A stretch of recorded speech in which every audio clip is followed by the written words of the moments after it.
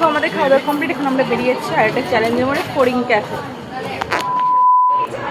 High, আমি অপু, আর আজকে একটা ছোট্ট ব্লগ তোমাদের সাথে শেয়ার করছি। তো দেখো বৃষ্টির মধ্যে বেরিয়ে পড়েছি, যেহেতু আমার বোন আগে বেরিয়েছে ওর ফ্রেন্ডের সাথে, ও আসছে সামনে। আমরা স্টাইল বাজারে ঢুকবো। ওই দেখো, দাঁড়াও দেখাচ্ছি। ও আগে এসেছে আর আমি পরে আসলাম।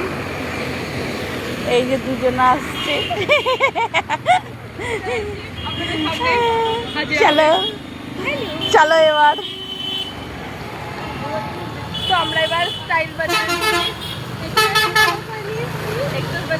বাজার করে এসেছে, তারপরে আমরা এখন স্টাইল বাজারে ঢুকবো।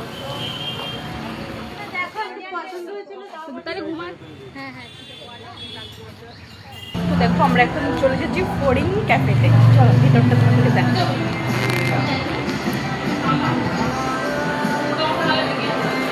এখানে বসতে পারিস।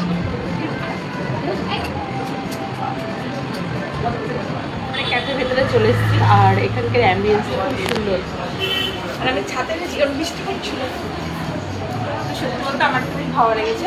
কৃষ্ণনগরের মধ্যে এত সুন্দর একটা ক্যাফে আছে। তোমরা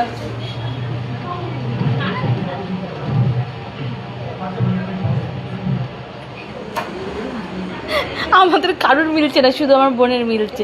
ও বাবা গো, আর আমরা যতবার খেলছি একটাও মিলছে না, ওরই শুধু মিলে যাচ্ছে। কিছু জানে ও শিওর। বিয়ার মিলে গেছে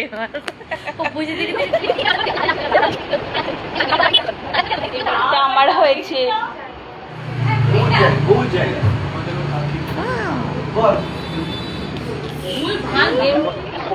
তো দেখো এখানটায় মজার বিষয় কি জানো, আমার বোনেরা বারবার ফটো তুলে যাচ্ছে, বাট আমি খাওয়ার যতক্ষণ এসে খেয়ে যাচ্ছি, আমি আর ফটো তুলতে যাচ্ছি না। দিদি লাস্টে ওরা বলছে, তুই কী রে দিদি এত খাচ্ছিস, একবারে ফটো তুলছিস?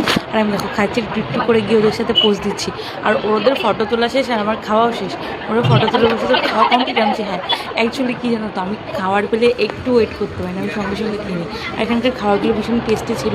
আর তোমরা যেও, তোমাদের সত্যি বলছি ভালো লাগবে, নিরিবিলি, খুব সুন্দর জায়গাটা। তো দেখো আমাদের খাওয়া দাওয়া কমপ্লিট, এবার আমরা বাড়ি যাচ্ছি। তো দেখো বাড়ি যাওয়ার পথে মোমো দেখে আবার মোমো খেতে ইচ্ছে করেছে।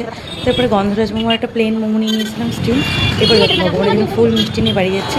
আর ব্লগটা কেমন লাগলো জানিও কিন্তু। Bye bye.